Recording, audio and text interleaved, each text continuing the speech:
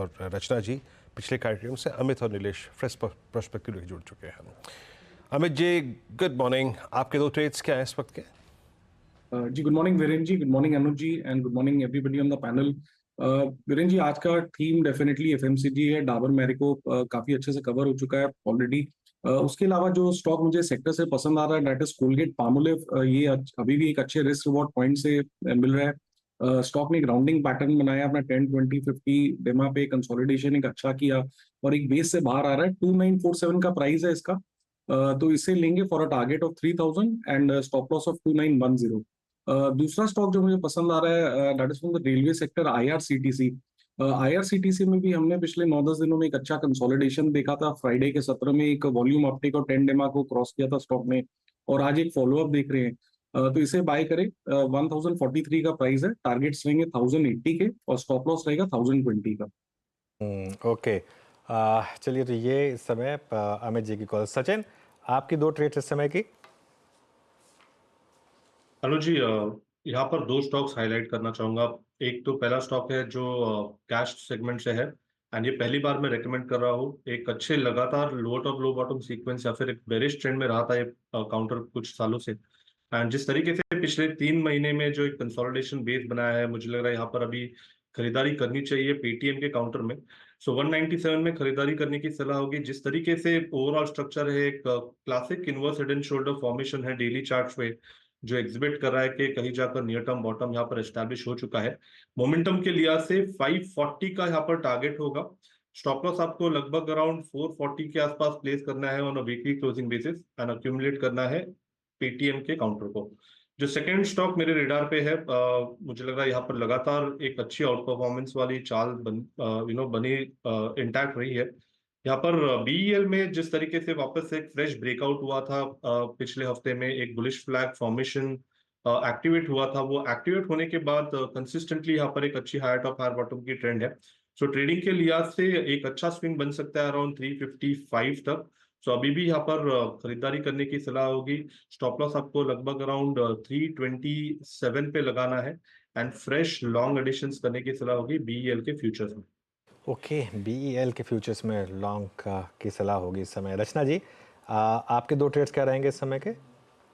जी मेरी तरफ से रहेगा शॉर्ट साइड पे ही रहेगा और मार्केट इस घंटे थोड़ी अपनी गिरावट के मूड में है, तो इस घंटे के जो ट्रेड्स है वो शॉर्ट साइड पे रखेंगे हम। एक रहेगा ओबेरॉय रियल्टीज और दूसरा रहेगा इंडिगो। ओबेरॉय रियल्टीज की जहां तक बात है तो 1757 के करीब है इसके फ्यूचर्स। हम अगर यहाँ पे 1767 का 10 रुपए का एसएल लगाएंगे तो डाउन साइड पे ये 1740 की तरफ जाता हुआ हमें नजर आ रहा है। और दूसरा जो है विच इज इंडिगो, वैसे काउंटर स्ट्रॉन्ग है लेकिन आज के लिए यहाँ पे गिरावट का मूड बना हुआ है और एक इम्पोर्टेंट ट्रेंड लाइन ये तोड़ रहा है। तो 4320 का अगर हम एसएल लगाए यहाँ से माने 15 रुपए का, तो डाउन साइड पे ये 4280 की तरफ जाता हुआ हमें नजर आएगा।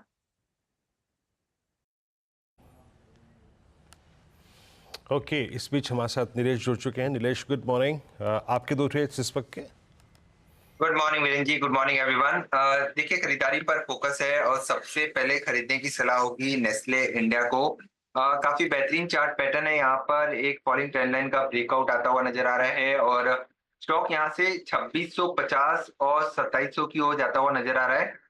2540 का यहाँ पे स्टॉप लॉस रखना होगा। नेस्ले इंडिया को लॉन्ग करने की सलाह होगी। इसके अलावा बीएल एक दूसरा स्टॉक था जो ऑलरेडी कवर हो चुका है, स्ट्रक्चर वहां पर भी स्ट्रॉन्ग है, but similar structure BHEL BHEL इस पर्टिकुलर काउंटर में भी देखने को मिल रहा है और स्ट्रॉन्ग चार्ट पैटर्न यहाँ पर भी है। ऊपरी स्तरों पर 330 से 336 के टारगेट के लिए बीएचईएल को लॉन्ग करके चल सकते हैं। 312 का स्टॉप लॉस रखना होगा। बीएचईएल मीनवाइल मार्केट में फिर एक रिकवरी और खासतौर से मिड कैप्स में। और खैर आज की रिकवरी का मेन सूत्रधार तो एफएमसीजी है। एक बार निफ्टी एफएमसीजी इंडेक्स फिर से देख लेते हैं, उसको रिविजिट करते हैं, क्योंकि वो इस समय डे हाई पर करीब करीब 1.25% ऊपर और अब top Nifty gainer Tata consumer products करीब करीब 0.25% ऊपर। लीवर में अच्छा मूव आ रहा है, नेस्ले में भी अच्छा मूव आया है। इनफैक्ट लास्ट कुछ मिनटों में नेस्ले में अच्छा मूव आया है और वहाँ पर इस समय थोड़ा सा मोमेंटम है। और उसके अलावा रिलायंस एक बार ज़रूर स्क्रीन पर रखिए, क्योंकि एक अगर डिफरेंशियल कोई है इस समय स्क्रीन पर तो वो रिलायंस ही है इस समय। सचिन, एक बार रिलायंस पर आपका टेक हो जाए। देखिए यहाँ पर मुझे लग रहा है 3200 का एक छोटा सा बैरियर है। अगर ये निकल जाता है तो immediately next leg of the move unfold होगी। पर ट्रेडिंग के लिहाज से डेफिनेटली अगर किसी की एग्जिस्टिंग लॉन्ग पोजीशन है तो उसे रिटेन करने की सलाह होगी। एक अच्छे बेस के ब्रेकआउट के बाद ये चाल थोड़ी सी अनफोल्ड हो रही है, तो थोड़ा सा समय देने की जरूरत है। स्टॉप लॉस आप लगभग अराउंड 3168 के आसपास लगाए एंड अपने लॉन्ग पोजीशंस को रिटेन करें। ओके, चलिए अब एक काम करते हैं, अब थोड़ा सा लॉन्ग टर्म की बात हो